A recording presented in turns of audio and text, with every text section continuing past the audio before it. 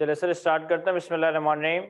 Sir IAS 12 income taxes का standard देख लेते हैं आप लोग। और इस इनकम टैक्सेस के स्टैंडर्ड में तकरीबन सारे कॉन्सेप्ट हमने कवर कर लिए थे, बस कुछ पास पेपर के सवालों की हमें प्रैक्टिस करनी है। तो सबसे पहले रिसेंट अटेम्प्ट के ऑटम 2022 के अटेम्प्ट के सवाल को देखते हैं। आपके पास जो IAS 12 की पास पेपर का हैंडआउट है उसका क्वेश्चन नंबर 18 ऑटम 2022 की अटेम्प्ट का क्वेश्चन नंबर 9 है। 16 मार्क्स की इसकी वेटेज है। कहता है following information has been gathered for preparing the disclosures relating to the taxation of Prism Limited for the year ended 31 December 2021। एक कंपनी हमारे पास प्रिज्म लिमिटेड के नाम से जिसका 31 दिसंबर 2021 का हमें डेटा दिया गया है। फिर हमारे पास सवाल में कुछ एडजस्टमेंट्स हैं। सवाल में एडजस्टमेंट रीड करने से पहले अगर रिक्वायरमेंट देखें तो रिक्वायरमेंट में कहता है prepare a note on taxation for inclusion in the companies financial statement for the year ended 31 December 2021 and a reconciliation to explain the relationship between the tax expense and the accounting profit। तो हमें taxation का note और reconciliation बनानी है। And also compute deferred tax liability और asset in respect of each temporary differences as at 31 December 2020 and 31 December 2021। और हमें 31 December 2020 31 December 2021 पे डेफर्ड टैक्स एसेट और डेफर्ड टैक्स लायबिलिटी के नंबर्स वर्कआउट करने हैं। अब सवाल की एडजस्टमेंट को रीड करते हैं। पॉइंट नंबर 1 में कहता है accounting profit before tax for the year ended for the year after making all necessary adjustments was 105 million। 2021 का for the year profit before tax है 105।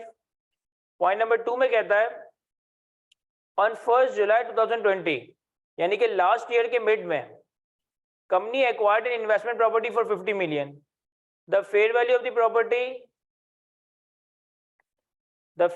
the property as on 31 December 2020 and 2021 were 55 million and 65 million respectively, and company follow fair value model for accounting purposes।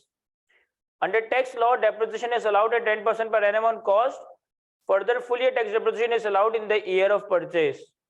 कह रहे हैं कि last year के mid में 1 जुलाई 2020 पे आपने एक इन्वेस्टमेंट प्रॉपर्टी 50 मिलियन की बाई की। IAS 40 के हिसाब से इसे फेयर वैल्यू मॉडल में रखा, तो लास्ट ईयर हम इसको 50 से बढ़ाकर 55 की फेयर वैल्यू पे ले आए और करंट ईयर में इसको 55 से बढ़ाकर 65 की फेयर वैल्यू पे लेकर आ गए। टैक्स लॉ में ये प्रॉपर्टी डेप्रिशिएट हो रही है 10% पर एनम और फुल ईयर डेप्रिसिएशन अलाउ होगा in the year of purchase. अच्छा, यहाँ पे अगर आप गौर करें तो वैसे तो हम टैक्स लॉ में फॉलो करते हैं डेप्रिसिएशन रिड्यूसिंग बैलेंस मेथड के तहत, लेकिन यहाँ पे सेकंड पॉइंट में लिखा है under tax law depreciation is allowed at 10% per annum on cost. मुझे इसको पढ़कर ऐसा लग रहा है कि हम हर साल कॉस्ट का ही 10% यानी कि 5 मिलियन या स्ट्रेट लाइन बेसिस पे एक तरह से टैक्स करवा रहे होंगे। फिर पॉइंट नंबर 3 में कहता है on 1 January 2021 company purchase a license having an indefinite life from a foreign company at a cost of 116 million. Upon payment PL recorded foreign exchange gain of 16 million. 1 जनवरी 2021 पे हमने एक लाइसेंस परचेज किया जिसकी indefinite useful life है। IAS 38 में अगर एक intangible ऐसा परचेज किया जाए जिसकी यूजफुल लाइफ इनडेफिनिट हो तो फिर हम उसकी अमोर्टाइजेशन चार्ज नहीं करते। IAS 38 में ये बात हम आने वाले वक्तों में पढ़ेंगे। अगर कोई ऐसा इंटेंजिबल परचेज किया जाए जिसकी लाइफ इनडेफिनिट हो फिर इस पे अमोर्टाइजेशन चार्ज नहीं की जाती। तो 116 मिलियन का हमने इंटेंजिबल परचेज किया, लेकिन जब इसकी पेमेंट करी तो हमें 16 मिलियन का फॉरेन एक्सचेंज गेन हुआ। Under tax law foreign exchange differences on payments are added to और deducted from the cost of the asset while amortization is allowed at 10% per annum। Correct tax law में जो foreign exchange gain या loss आएगा ये asset की cost में capitalised हो जाएगा और हमें इस एसेट के अगेंस्ट 10% पर एनम की अमोर्टाइजेशन अलाउ होगी। पॉइंट नंबर 4 में कहता है company commission a new plant at a cost of 210 million which becomes operational on 1st January 2021। company is also obliged to incur decommissioning cost of 40 million at the end of the useful life of 8 years and applicable discount rate is 12% per annum। Company ने एक 210 million की cost का plant install किया 1 जनवरी 2021 पे। Company को इस plant के against 40 million की डीकमिशनिंग कॉस्ट इनकर करनी पड़ेगी 8 साल की यूजफुल लाइफ के बाद और 12% का डिस्काउंट रेट है। Under tax law decommissioning cost is allowable deduction at the time of payment while depreciation is allowed at 10% per annum. ये जो प्लांट है टैक्स में ये 10% पर एनम से डेप्रिशिएट होगा, अकाउंट्स में यूजफुल लाइफ 8 साल, और अकाउंट्स में जो हम प्रोविजन फॉर डीकमिशनिंग कॉस्ट बनाएंगे टैक्स वाले इस प्रोविजन को on the basis of incurred expense in future allow करेगा। तो आज की तारीख में ये प्रोविजन टैक्स के लिए अलाउड एक्सपेंडिचर नहीं है। Point number 5 On 1st May 2021, PL acquired 5% equity interest for 75 million. In October 2021, dividend of rupees 8 million was received on this investment. As at 31 December 2021, PL recorded 50 million gain for change in fair value, which has to be taken to other comprehensive income. During the year 1st May 2021 में हमने 5% equity shares, 5% equity investment bye की किसी company की 75 million की. इस investment पे हमें 8 million की डिविडेंड इनकम रिसीव हुई है और साल के आखिर में ये इन्वेस्टमेंट की ऊपर हमने 15 मिलियन का फेयर वैल्यू का गेन रिकॉर्ड किया है और ये fair value through OCI model में है, तो फेयर वैल्यू का गेन हमने ओसीआई में रिकॉर्ड किया है. Under tax law, gain on disposal of investment is taxable at the time of sale while dividend income is exempt from tax. Tax law में dividend income exempt है और gain taxable होगा लेकिन at the time of sale होगा. Point number 6, as on 31 December 2021 the taxable temporary difference on other items amounts to rupees 30 million, 2020 39 million. These differences have arisen due to the items taken to profit and loss. कह रहे हमने आपको ऊपर 5 adjustments तो दी है, इसके अलावा 31 December 2020 में जो हमारा टोटल टेम्परेरी डिफरेंस है इन चीजों के अलावा वो 30 मिलियन का है, कुछ और आइटम्स भी होंगे. और 31 दिसंबर 2020 में टैक्सेबल टेम्परेरी डिफरेंस 39 मिलियन का था और ये जो 39 और 30 मिलियन का टैक्सेबल टेम्परेरी डिफरेंस है ये उन सारी चीजों से पर्टेन करता है जो पीएनएल से रूट हो रही है. And the tax rate for the year 35%, 2020 is 32%. तो एक अच्छा कॉम्प्रिहेंसिव सवाल है. बजाय तो ये सवाल IAS 12 इनकम टैक्सेस पे है लेकिन इसमें एक एडजस्टमेंट IAS 40 की भी है, एक एडजस्टमेंट IAS 16 की भी है, एक एडजस्टमेंट IFRS 9 की भी है, एक एडजस्टमेंट IAS 38 की भी है. तो एक अच्छा वे है सवाल को पूछने का जिसमें इसने एक ही साथ आपके से मल्टीपल स्टैंडर्ड्स को कवर किया है. इससे पहले भी ICAP ऐसा कर चुका है कि इतने ज्यादा नहीं लेकिन 2-3 स्टैंडर्ड्स के एडजस्टमेंट पूछ लेता है. इस सवाल में कुछ 4-5 स्टैंडर्ड्स और स्टैंडर्ड्स के एडजस्टमेंट शामिल है. एक दफा रीड करें सवाल को तो फिर हम इसे सॉल्व करते हैं. चलिए सर याद है कि मैं सॉल्व करवा देता हूँ इस सवाल को. हमारे पास ऑटम 2022 की अटेम्प्ट का क्वेश्चन नंबर 9 है प्रिज्म लिमिटेड के नाम से. तो पहले हम करंट टैक्स कैलकुलेट करते हैं. करंट टैक्स के लिए हमें टैक्सेबल इनकम वर्कआउट करनी है. हमारे पास सवाल की पॉइंट नंबर 1 में प्रॉफिट बिफोर टैक्स का नंबर दिया हुआ that is 105 million. Adjustment number 2 में कहता है कि हमने एक इन्वेस्टमेंट प्रॉपर्टी लास्ट ईयर 1 जुलाई 2020 पे एक्वायर की 50 मिलियन की. लास्ट ईयर इसको 50 से बढ़ाकर 55 पे लाए तो यानी कि लास्ट ईयर हमने इसमें 5 मिलियन का फेयर वैल्यू गेन रिकॉर्ड किया होगा. करंट ईयर में हम इसको 55 से बढ़ाकर 65 पे लाए तो यानी कि करंट ईयर में हमने इसमें 10 रुपए का या 10 मिलियन का फेयर वैल्यू गेन रिकॉर्ड किया होगा. तो मैं fair value gain on investment property that is 65 minus 55, 10 रुपए का ये गेन अंडू कर देता हूं अपने पीपीटी से क्योंकि टैक्स वालों के लिए फेयर वैल्यू का गेन एग्जिस्ट नहीं करता. टैक्स वाले इस प्रॉपर्टी को डेप्रिशिएट करेंगे 10% पर एनम ऑन कॉस्ट. अभी 10% पर एनम ऑन कॉस्ट लिखा हुआ है तो उससे लग रहा है कि ये स्ट्रेट लाइन बेसिस की बात कर रहा है. तो मैं इस इन्वेस्टमेंट प्रॉपर्टी पे टैक्स डेप्रिसिएशन अलाउ होगा दैट इज 10% ऑफ 50. तो 5 का टैक्स डेप्रिसिएशन. सर वैसे तो टैक्स लॉ में रिड्यूसिंग बैलेंस मेथड होता है लेकिन अगर पॉइंट नंबर 2 के सेकंड पैरा की वर्डिंग्स देखें ना तो उन्होंने लिखा हुआ है tax law depreciation is allowed at 10% per annum on cost. अब रिड्यूसिंग बैलेंस मेथड से भी सॉल्व कर सकते हैं लेकिन ये पर कॉस्ट कह रहा है तो मुझे इसको पढ़कर ये लग रहा है स्ट्रेट लाइन मेथड की बात कर रहा है. फिर पॉइंट नंबर 3 में कहता है कि हमने 1 जनवरी 2021 पे एक लाइसेंस परचेज किया जिसकी इंडेफिनिट यूजफुल लाइफ थी 116 मिलियन का. जब हम इसको पे करने लगे तो हमें 16 मिलियन का फॉरेन एक्सचेंज गेन हुआ.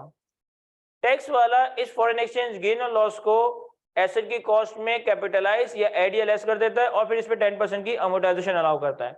अब यहां देखिएगा हमारे पास जो इंटेंजिबल है हमने परचेज किया 116 मिलियन का तो हमने एंट्री बनाई होगी इंटेंजिबल डेबिट पेबल क्रेडिट 116. फिर जब हमने पे किया तो पेमेंट के वक्त हमें 16 मिलियन का एक्सचेंज गेन हुआ यानी कि उस वक्त हमारी एंट्री बनी होगी पेबल डेबिट कैश क्रेडिट और FCY गेन 16. तो ये FCY गेन जो है वो हमारे पीएनएल में रिकॉर्डेड है. ये FCY गेन जो है वो हमारे पीएनएल में रिकॉर्डेड है. अच्छा, टैक्स वाला क्या कह रहा है?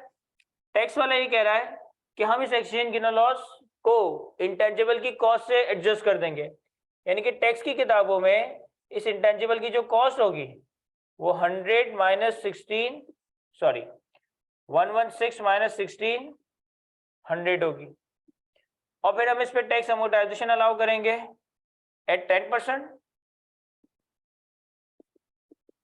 तो 10 रुपए। तो साल के आखिर में इसकी टैक्स बेस कितनी रह जाएगी? 90। अब हमारे अकाउंटिंग पीबीटी में ये 16 रुपए का फॉरेन एक्सचेंज गेन शामिल है।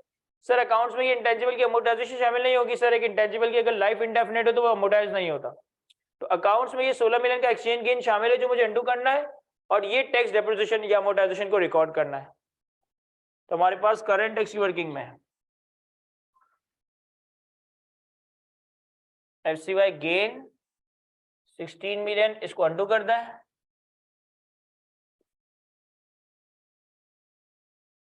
और टैक्स अमोर्टाइजेशन इसे रिकॉर्ड करना है। फिर पॉइंट नंबर 4 में कहता है कि कंपनी ने 210 मिलियन का एक प्लांट कमीशन किया 1 जनवरी 2021 पे। इसके ऊपर हमें 8 साल के बाद एक 40 मिलियन की डीकमीशनिंग कॉस्ट इनकर करनी पड़ेगी, 12% का डिस्काउंट रेट है। टैक्स वाला डीकमीशनिंग कॉस्ट को तो आगे जाके मानेगा जब उसको एक्चुअली इनकर करेंगे, और टैक्स वाला डेप्रिसिएशन 10% पे अलाउ करता है। तो इस एडजस्टमेंट को सेपरेटली देख लेते हैं।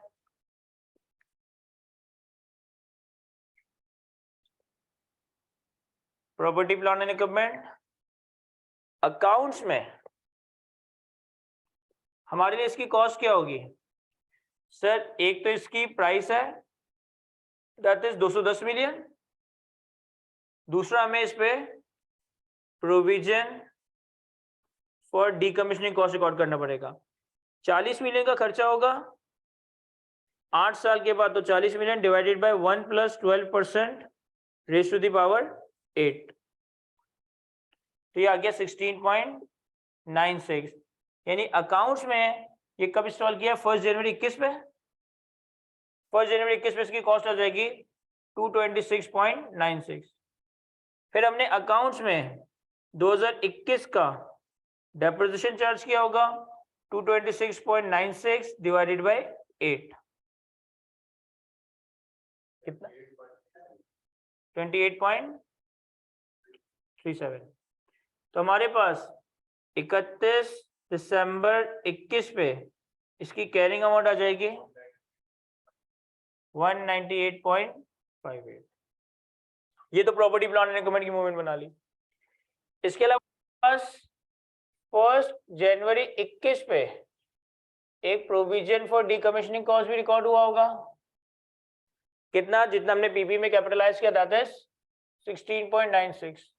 फिर हमने ड्यूरिंग द ईयर इस पे इंटरेस्ट एक्सपेंस भी कैपिटलाइज किया होगा 12% से, तो 16.12%, ये 16.16 है। 16.16 टू 26.16 डेप्रिसिएशन कितना हो जाएगा?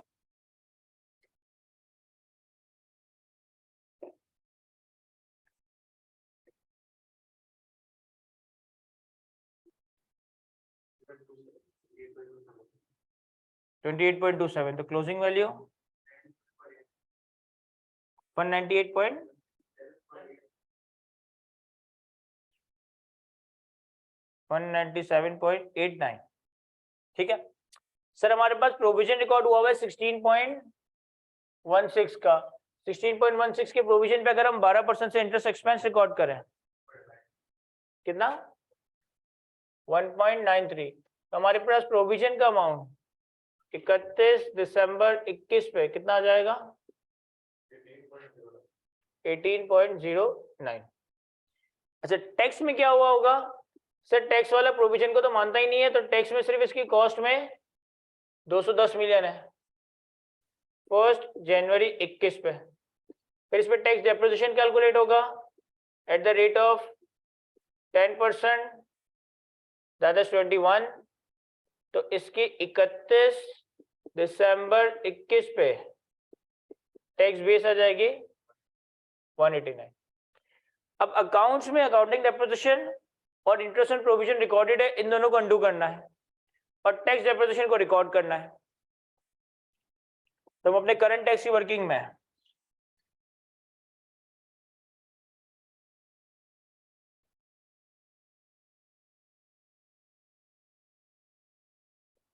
Accounting deposition that is 28.27 add कर देता है, interest expense that is 1.93 add कर देता है, और टैक्स डेपोजिशन दैट इज 21 इसे लेस कर देता है। तो ये हमारे पास एडजस्टमेंट नंबर 4 कंप्लीट होती है, क्योंकि हमारे अकाउंट्स में पीएनएल में तो सिर्फ प्रोविजन एक्सपेंस प्रोविजन के ऊपर इंटरेस्ट रिकॉर्ड हुआ है ना, क्योंकि जो 16.16 का प्रोविजन है वो तो आपने प्रॉपर्टी प्लांट एंड इक्विपमेंट की कॉस्ट में कैपिटलाइज किया रादर देन पीएनएल में चार्ज करने। फिर पॉइंट नंबर 5 में कहता है कि हमारे पास इक्विटी इन्वेस्टमेंट है 75 मिलियन की, जिसे हमने fair value through OCI category में रखा है। तो इस पे जो फेयर वैल्यू का गेन है वो तो पीबीटी में रिकॉर्डेड ही नहीं है, पीबीटी में रिकॉर्डेड ही नहीं है तो अंडू करने की जरूरत नहीं है। लेकिन इस इन्वेस्टमेंट पे हमें 8 मिलियन की डिविडेंड इनकम भी मिली है जो कि एग्जेम्प्ट फ्रॉम टैक्स है, तो डिविडेंड इनकम को यहां से हटा दे।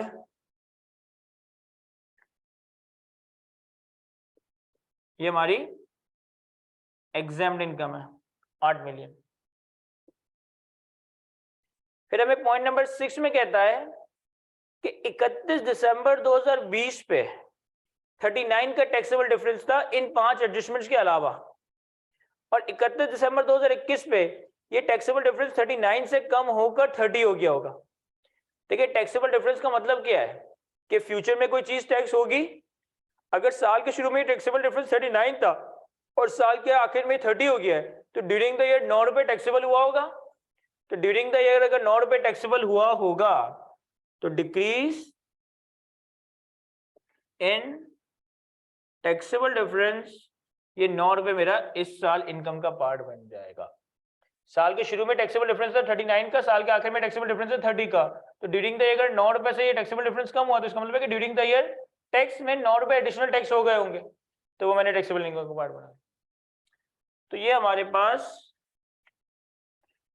Taxable income for the year आ जाएगा। कितना आ रहा है देखो,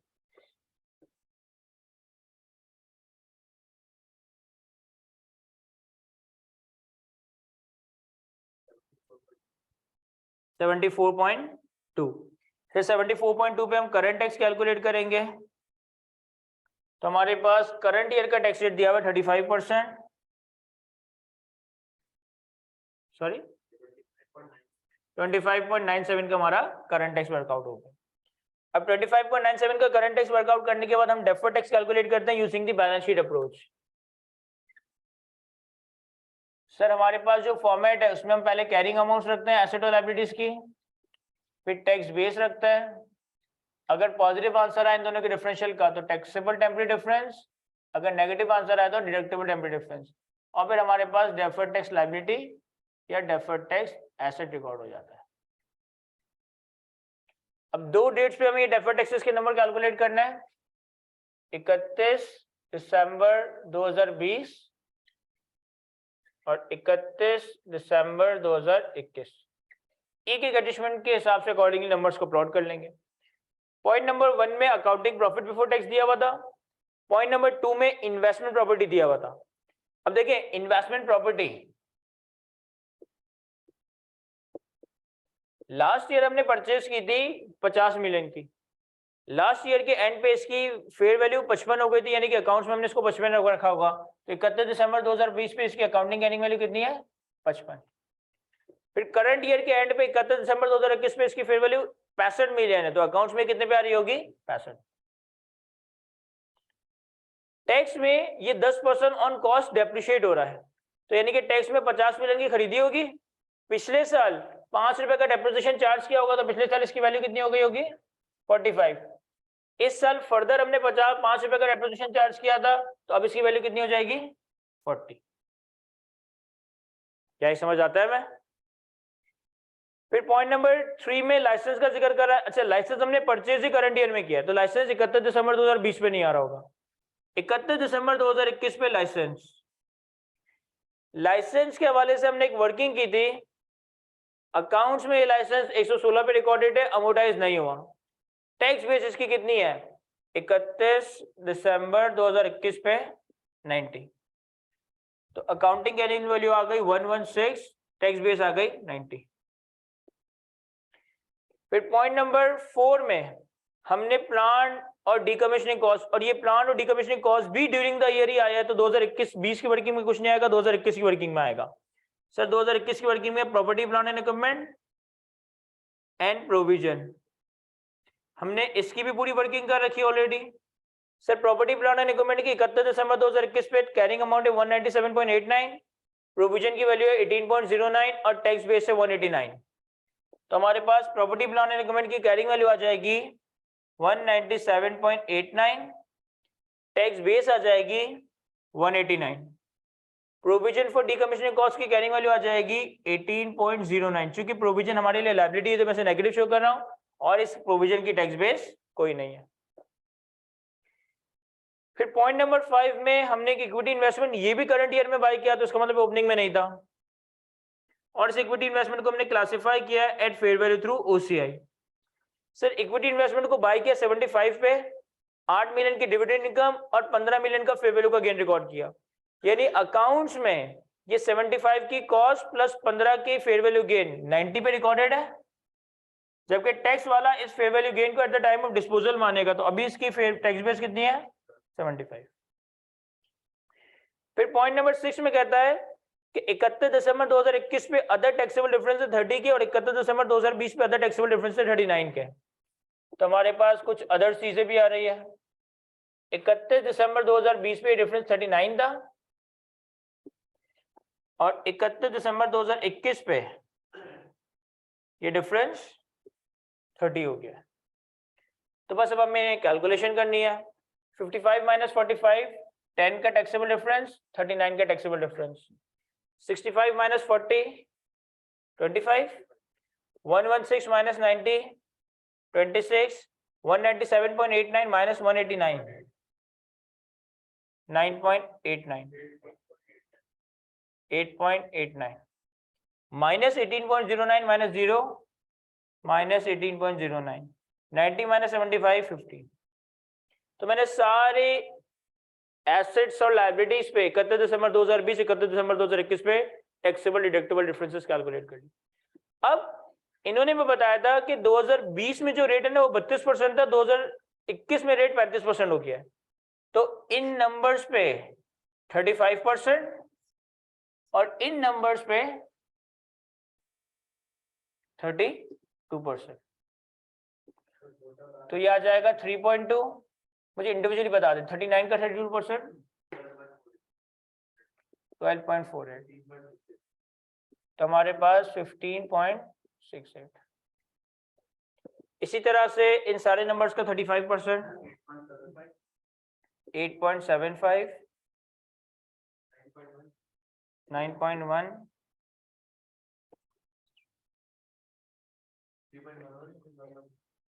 3.11 6.33 5.25 10.5,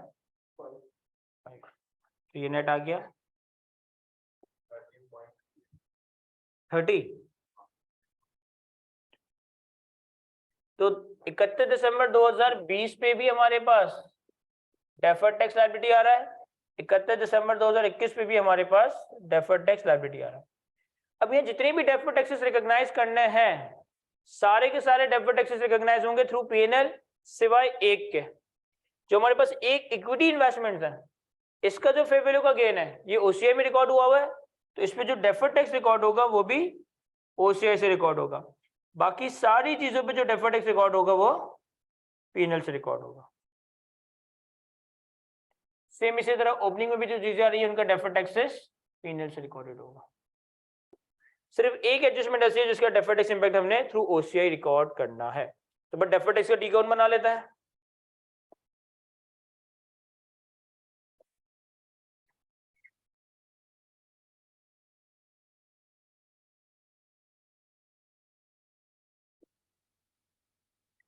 सर हमारे पास डेफर्ड टैक्सेस में ओपनिंग लायबिलिटी है 15.68,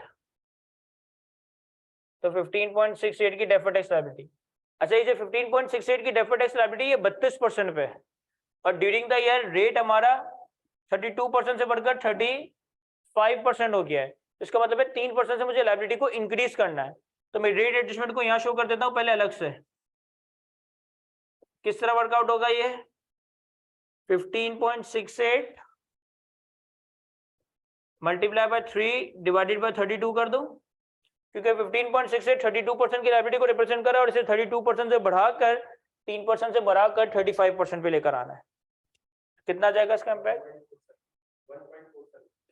1.47 और ये इम्पैक्ट भी पीएनएल में जाएगा। क्लोजिंग डेफर्ड टैक्स हमारे पास कितना कैलकुलेट हुआ है sir? Closing deferred tax liability होनी चाहिए 30.38। अब हम फिलहाल बैलेंसिंग कैलकुलेट नहीं कर सकते क्योंकि एक डेफर्ड टैक्स की एडजस्टमेंट रिवैल्यूएशन एक डेफर्ड टैक्स की एडजस्टमेट फेवरेबल थ्रू ओसीआई वाली है। सर जो equity investment at favourable through OCI है उस पे 5.25 का डेफर्ड टैक्स रिकॉर्ड करना है थ्रू ओसीआई। तो हमारे पास अदर कॉम्प्रिहेंसिव इनकम में 5.25। सर आपने लायबिलिटी साइड पे क्यों पार किया है? क्योंकि मैंने देखा टैक्सेबल डिफरेंस आ रहा है, तो टैक्सेबल डिफरेंस के ऊपर डेफर्ड टैक्स लायबिलिटी रिकॉर्ड हुई होगी, deferred tax liability credit OCI reserve debit 5.25।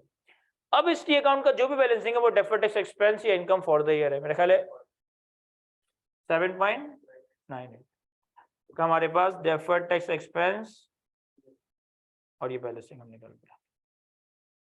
तो सवाल की रिक्वायरमेंट नंबर 2 के तहत इंडिविजुअल एसेट्स पे 31 दिसंबर 2020 31 दिसंबर 2021 पे हम डेफर्ड टैक्सेस कैलकुलेट कर चुके हैं। Current tax deferred tax number हमने कैलकुलेट कर लिया, बस अब हमें नोट बनाना है। तो हमारे पास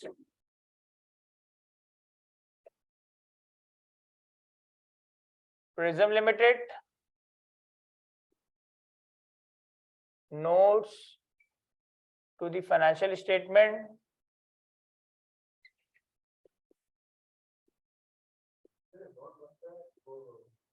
for the year ended 31 December 2021 जी। नोट्स में फॉर द ईयर होता है, कोई भी नोट नंबर देते, let's say note number 18 tax expense और 18.1 रिकंसिलिएशन। टैक्स एक्सपेंस में हमारे पास तीन चीजें आएंगी। Number 1 current tax, current tax हमने कैलकुलेट किया हुआ that is 25.97। Number 2 deferred tax. अब देखिए डेफर्ड टैक्स आपको नजर आ रहा है 7.98,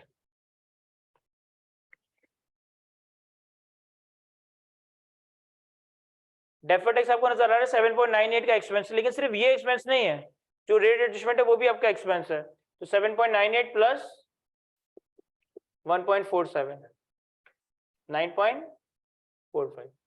और अगर कोई प्रारी एडजस्टमेंट होती तो वो आ जाती, लेकिन इस सवाल में कोई ऐसा एडजस्टमेंट है नहीं। तो हमारे पास tax expense for the year आ जाएगा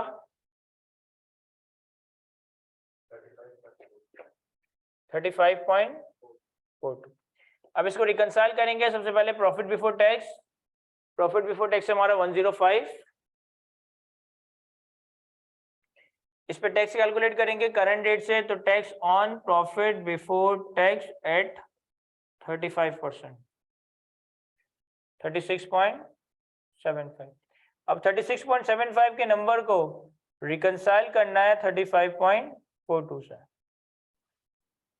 अब सर रिकंसिलिंग आइटम क्या क्या होंगे? तो एक तो मुझे याद है कि 8 मिलियन की परमानेंट डिफरेंस था डिविडेंड इनकम का, तो हमारे पास एक परमानेंट डिफरेंस आ जाएगा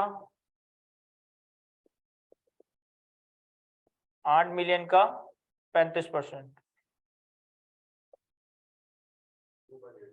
2.8। अब देखें ये 8 मिलियन की डिविडेंड इनकम पीबीटी में शामिल है। जब आपने पीबीटी पे टैक्स कैलकुलेट किया तो डिविडेंड इनकम में भी टैक्स कैलकुलेट हो गया, लेकिन टैक्स लॉ में डिविडेंड इनकम एग्जेम्प्ट थी। तो यहाँ पे 8 मिलियन के ऊपर टैक्स है, यहाँ पे 8 मिलियन के ऊपर टैक्स नहीं है, तो यहाँ से यहाँ पहुंचने के लिए इसे लेस कर देंगे। क्या ये रिकंसाइल कर रहा है? नहीं सर। सर एक हमारे पास रेट एडजस्टमेंट भी थी डेफर्ड टैक्स में, एक हमारे पास रेट एडजस्टमेंट भी थी डेफर्ड टैक्स में। वो कितनी थी sir? Rate adjustment 1.47। Permanent difference plot कर दिया, रेट एडजस्टमेंट प्लॉट कर दिया। मेरे ख्याल है कोई भी इनकम ऐसी नहीं है जो कि लो रेट पे टैक्स हो रही हो, तो अब ये रिकंसाइल कर जाना चाहिए। रिकंसाइल हो रहा है? तो यहाँ तक हमारा ये सवाल कंप्लीट होता है। आई होप कि मैं आपको अच्छे से एक्सप्लेन कर सका हूँ। कॉपी करें इसे तो फिर हम आगे बढ़ता है।